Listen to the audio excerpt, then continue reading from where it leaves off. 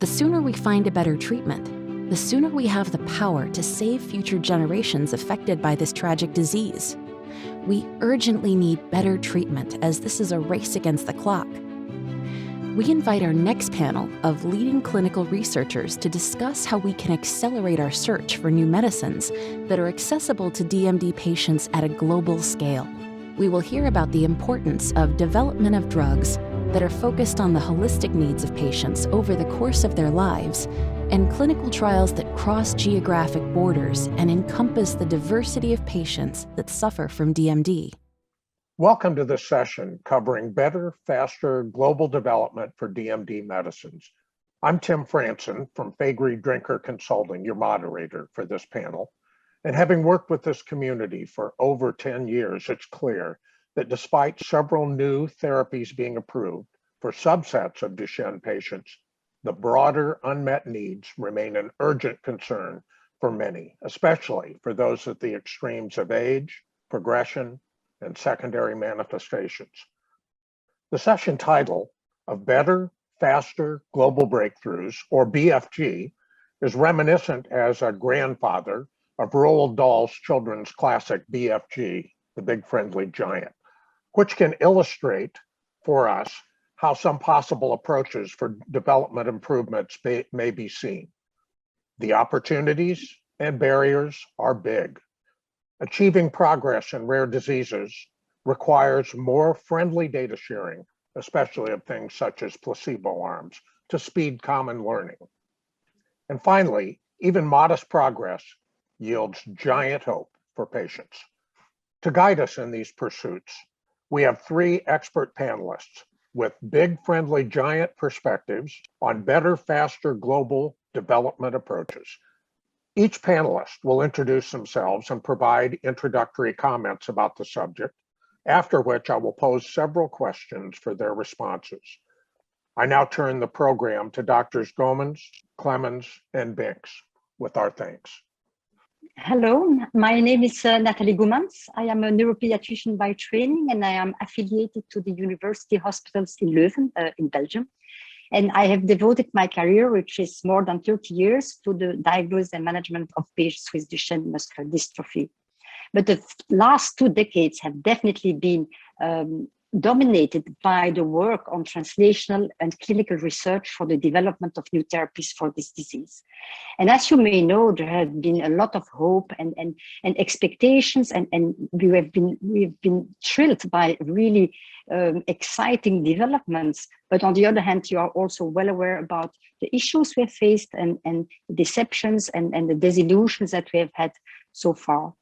And so to me, with my experience as PI for clinical trials and therapy development, I see a number of issues that I really want to see, maybe not solved, but where I want to improve our insights. And I think one of the major things I've learned in the trial design for these diseases is to better understand the outcome measures that we are using, and also to better understand the natural history of the disease in order to better understand the results we get with new treatments.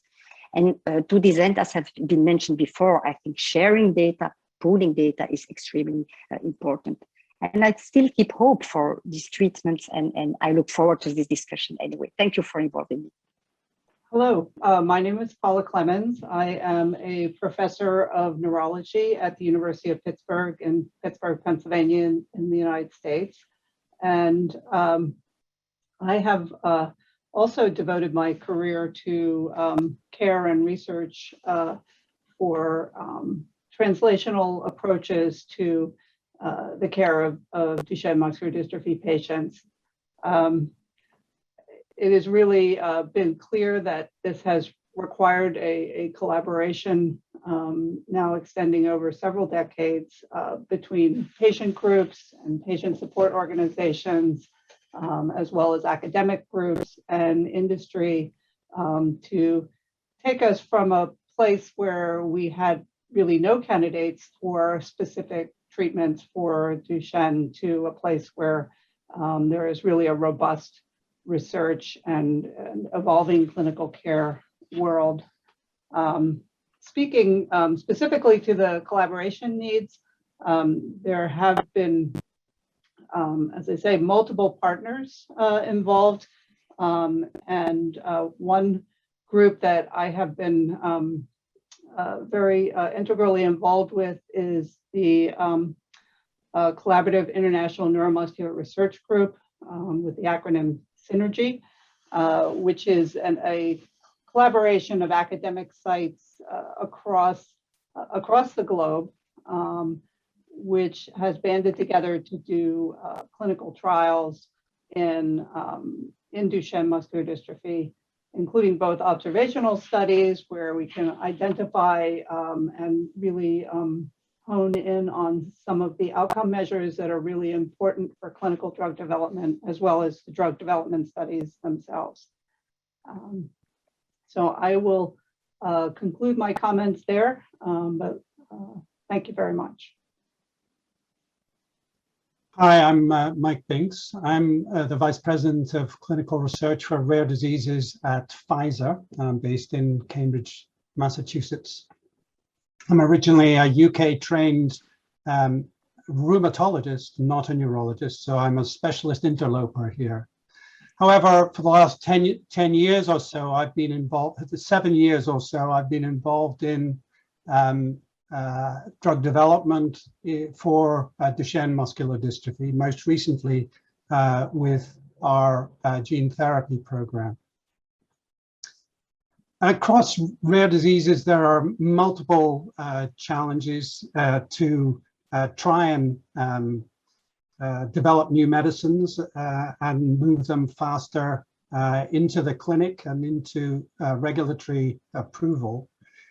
I've been incredibly impressed in Duchenne by the level of collaboration between academics in the sector, the companies who are developing drugs in the sector, and with patient advocacy groups. And the latter have impressed me beyond belief. The impact that they have managed to have generating support for education and funding research, early research, helping companies to move into the space has been tremendous. And as Paula has referred to, the breadth of the portfolio in Duchenne now is very impressive. And it seems likely that we'll need to maintain that level of innovation in order to ensure that it's possible to deliver therapies for many different patients at different stages of disease.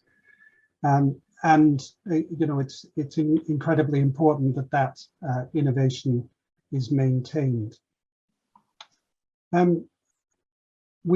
It's easy for us to forget in richer countries some of the challenges of getting access to medicines in other parts of the world. And I think that's what will be one of the topics that we'll be talking about. But clearly, particularly for advanced therapies, companies and academics and regulators are learning about how best to regulate these things.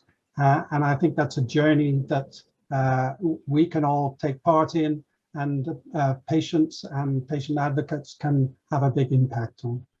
So with that, I'll hand it back to Tim. Well, thank you all very much, each and all. Very thought-provoking, and it leads us to some next steps in this discussion, especially when we talk about better and faster. It calls to mind that different approaches may be required. As you look at your respective experiences with Duchenne muscular dystrophy, thoughts please about the appropriate balance of benefit and risk measures. Several of you have mentioned new outcomes, and how patient-focused drug development may help us in terms of more insight into meaningful outcomes that make the most difference for patients. So Mike, let me call on you first for comments and then invite others to also speak.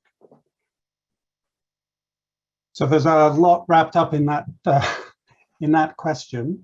I mean, it's, again, with the gene therapy programs that are progressing, it's been very interesting to get the perspectives of patients and parents in terms of their perceptions around what will be acceptable in terms of a minimum benefit and what would be unacceptable in terms of a safety issue. And I think there's been some very elegant studies and there are more studies ongoing to evaluate the patient family preference in evaluating risk and benefit.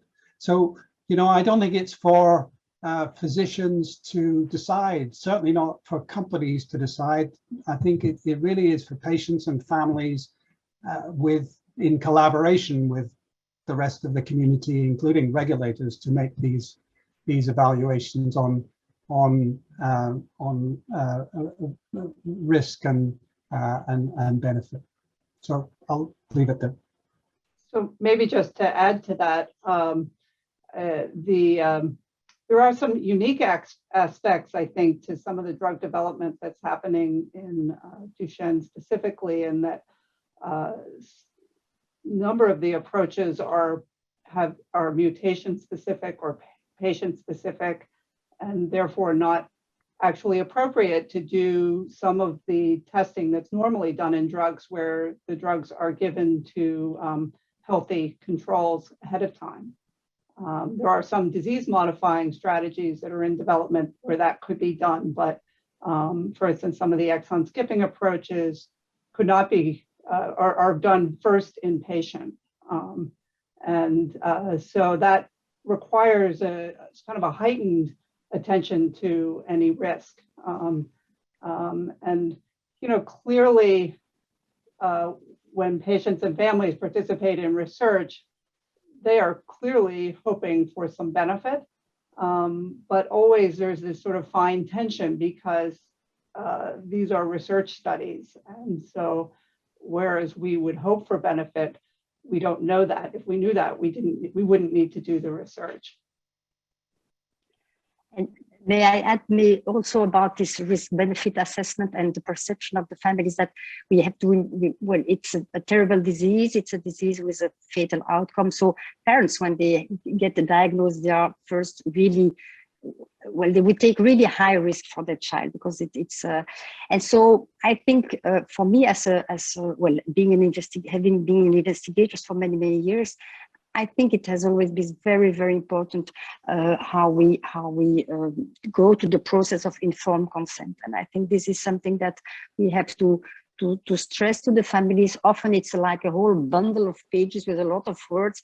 And I think as an investigator, going with them through all the explanations and making them really clear what they can expect, what we expect, what the risk can be for the families is extremely important. Also for the confidence, the relation of confidence between the physician, investigator, and the family. So I think this process of informed consent and being really objective and as transparent as possible about what we know. We have to say also that often we don't know everything, but I think describing all the risks and the possible benefits is very important. Well, that brings to mind so many other interesting things. Thank you for each of your insights in that regard. And it certainly highlights that when one looks at benefit risk, can we view the continuum of Duchenne muscular dystrophy as more holistic, or do we need to get down to the skips and snips levels of the kind of genotypic versus phenotypic differences that we see, and how does that influence benefit risk in our assessments? Any thoughts in that regard? And I'll just throw it open. Paula, would you like to comment first and then others? Sure. So I think, yeah, each drug development, one needs to look at where in the continuum of Duchenne care is it directed? Is it directed to the change at the DNA level? Is it directed to a change at messenger RNA level? Is it at a protein level? Is it downstream, where you're looking at essentially muscle health? And so each one of those situations requires a specific approach, and brings with it, different potential risks, and also really the potential that that ultimately some therapies will be combined, and maybe have an additive benefit by combining potential therapies. Natalie, comments in that regard? Well, I can only agree on what Paula has said still now, and I think that the development of drugs for the different genotypes is something that, well, is an area that's very exciting. But as Paula has mentioned, we need to be broader, because there will always be this very specific gene mutation where we cannot target this specific mutation, and so. Trying to have a broad therapy development for the patients, targeting the different levels will be is for me still the future. Even if we can say we have something very specific for the gene, we will always need also other kind of therapies that target the downstream pathology. That's my opinion. Very good. And Mike, any comments in this regard? This has certainly been a special interest of yours. Obviously it's attractive to be bringing forward therapies that can be of benefit to a broad range of patients and are not necessarily genotype specific. But we have to keep an open mind as to whether particular genotypes are going to be more or less responsive, even though they may appear at first glance to be equally potentially beneficial. So, we're going to always have to look at these sorts of analyses in terms of who's responding well and who's responding not well, or being suffering side effects or the safety things. So, it's an important domain of variable that we need to ensure that we analyze thoroughly in our studies, and I think most companies are doing that. It's very easy to do the genotype these days. Well, points for us to consider from all of those comments. Certainly the proof's in the data, and we learn as we go forward, especially with new therapeutic options. And you've all emphasized or touched on the importance of understanding benefit expectations by both patients and regulators, and tolerance for risk. So that certainly is a compelling area that we continue to have our minds on. It's very reminiscent of oncology, and probably bridges to the next area where we may have lessons learned with oncology in the long term, as well as in global trials, as we find commonalities. Several of you have talked about collaborations without borders, which is very important. Can we think and delve into a little further what some of the opportunities and barriers are as we approach global trials, and how do we begin to find better and faster ways to conduct those? Natalie, you first. Well, yes, I think this is a very, very important issue, and we are in a panel with people from the US and Europe, but I have also contacts with countries from what we call third world countries or others. And what we see is that they really want indeed to participate in clinical trials and to see how we can spread this. And to me, one of the most important issues first is to see how we can spread the message of standardized standards of to standardize the care of the patients, and to standardize the way how outcome measures are performed, because this is really the very first condition that I can imagine that companies would have to bring trials there. But this has been a message that I've heard so much through the DMD global registries from countries that where so far there are no clinical trials. So let's try to standardize the care first. Great. Yes. So I Paula? think it's important to remember that because Duchenne is a rare disease, it does require patient participation in trials across multiple countries, usually, certainly by the time one gets to phase 3 studies, which are typically larger and often the final step before regulatory approval. Duchenne doesn't know any country barriers, and as far as we know, is equally has equal incidence and prevalence in all ethnicities. One of the things that Natalie mentioned that I think is really key is really kind of the standard of care. And I think that the patient and physician community across the globe has done a really good job in Duchenne in terms of really trying to, lift all the boats by lifting the level of the water, and so that I think the standards of care over the last 20 years have improved dramatically, and really across country borders, and that this is really important because you need a common entry point into studies to be able to put participants from multiple countries in the same study and get unified results. Well put. Mike, additional? Just that I agree absolutely in ensuring standardization of methodology and patient care is critical for the success of large global trials. And it does take a lot of time and investment and education and sharing to ensure that can happen. And in preparing for our phase 3 programs, we've found that it's been really important to get involved early to ensure that there's a good line of communication and that there's a mutual understanding of what the standard of care is and what even the clinical trial procedures need to look like, and to ensure that some of the laboratory work can be done and so on. So it certainly requires focus and investment to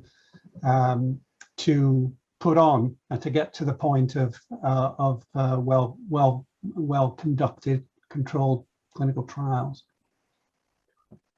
Well, thank you for all those insights. It's clear that standardization and common definitions, common practices, and outcome assessment training are all very important as we get into the nuances of capturing information about these very important patients. So one of the additional questions would be then, what barriers do we need to address as we get into further advances for better, faster development approaches? Are some of the challenges systemic, or are they more conceptual and scientific? How do we wrestle with all those things concurrently, understanding that the patient is waiting? So any of you care to take first foray with that? Well, I can start. Yeah, I think really it's all of the above, right? We certainly can't stop innovating. There has been tremendous innovation in terms of developing really different approaches to potential treatments, but there are things in the pipeline, and that preclinical development is so critical, and one can't just think that that's done. That is definitely not done. I think one of the key barriers in virtually any treatment that we think about in Duchenne is the delivery barrier, and the fact that skeletal muscle tissue is throughout the body, and skeletal muscle is the primary place where the defect is in Duchenne, in the Duchenne disorder. And so any treatment has to get to skeletal muscle throughout the body. And I think that's, I mean, over really, more than 20 years, that has been the major issue. It is often not difficult to achieve amazing results right in the vicinity of where you insert the therapy into the muscle, but getting a delivery strategy that will get to all the muscle that needs to be treated, I think is a major hurdle that we need to address. Thank you. Other thoughts? Yeah, I may add to this. There is indeed this sorry, there is indeed this problem of delivery to the muscles. But I think one of an additional issue is also, well, targeting muscles that are already diseased and advanced. And I think we have the voice of all these young men and adults that really want to, well, to have a treatment as well, which is absolutely understandable. And I think there we should also try to see how we can help them and see how we can have treatments that is beneficial for all patients in all stages of the disease, although all the expectations may be different from each stages of the disease. But I think thinking also of this group of patients is extremely important. Very good. Mike? In terms of developing medicines faster, I think that a huge amount of work has been done on characterizing clinical endpoints in longitudinal natural history studies. I do think there's still more work to be done there to characterize the progression of disease in different genetic populations and in biomarker development. But these have been very challenging areas. I think there's still scope for more movement with some of the digital technologies that are surrounding us all. I'm not sure we've fully exploited all the opportunities there. And the other area that I suggest was a systemic sort of barrier relates to working with global regulators and trying to get an equal understanding of regulators around the world of the severity of the disease and how the disease progresses and how to measure it and the degree of unmet need, as well as getting standardization for some of the technical issues related to manufacturing of drugs and standardization across the globe. Each of those, the more standardization there is, the more global acceptance of regulatory standards, the faster medicines can be reviewed and approved globally. Those are great thoughts as it relates to how we develop platforms of consensus and understanding. And your reference to several of you making reference to the differing regulatory bounds that may exist bring to mind the recent Olympics we all watched and wondering how runners would do if they had one high hurdle followed by one low hurdle by another high hurdle. It becomes very difficult. And how do we consolidate those? That's certainly perhaps a discussion for another day. But let me invite each of you to make any closing comments you wish about the ways forward. If you had a magic wand that you could change the development environment to make it better, faster, and more global, what would be that magic wand motion that you would make? So beginning with you, Natalie. Well, thank you. So yeah, if I had a dream for Duchenne, I think I would hope that all the academics, the patient organizations, and the scientists and the companies would work together, as they are doing now, I must say, but still there is improvement there. And I think that pooling all the data together, trying to improve by this way our insight would be a great step forward. And at the end, I think, as has been mentioned, I see a future with combination therapies for these patients, boys and young adults, that would improve their quality of life. Thank you so much. Paula, your comments? Yeah, I think just recognizing that we're all in this together, and we all have a part to play, and each of us has a different part to play, and that's really, really important, and really to continue the collaboration that has started and has really only grown. Thank you. And Mike, penultimate final words? I very much hope that if we have this conversation in 10 years' time, there'll be another dozen therapies that are effective for one population or another in Duchenne. The things that I would like to change, I think, would be in relation to thinking further ahead to globalization and ensuring access to any therapies that are successful and that are transformational around the world. And I think there are sizable obstacles there, particularly with these complex advanced therapies, where even if they're progressed at cost, there will be affordability issues. So my main wish is that we have many more therapies available. Excellent points. And just to provide some summary of things, in our aspirations to create better and faster medicines, you've certainly illuminated us with the thoughts of the importance of standardization, of common platforms, of collaboration, and of the hope of combination therapies. Those all strike us all as ways to really move forward creatively, and again, reminiscent of how other therapeutic areas have advanced.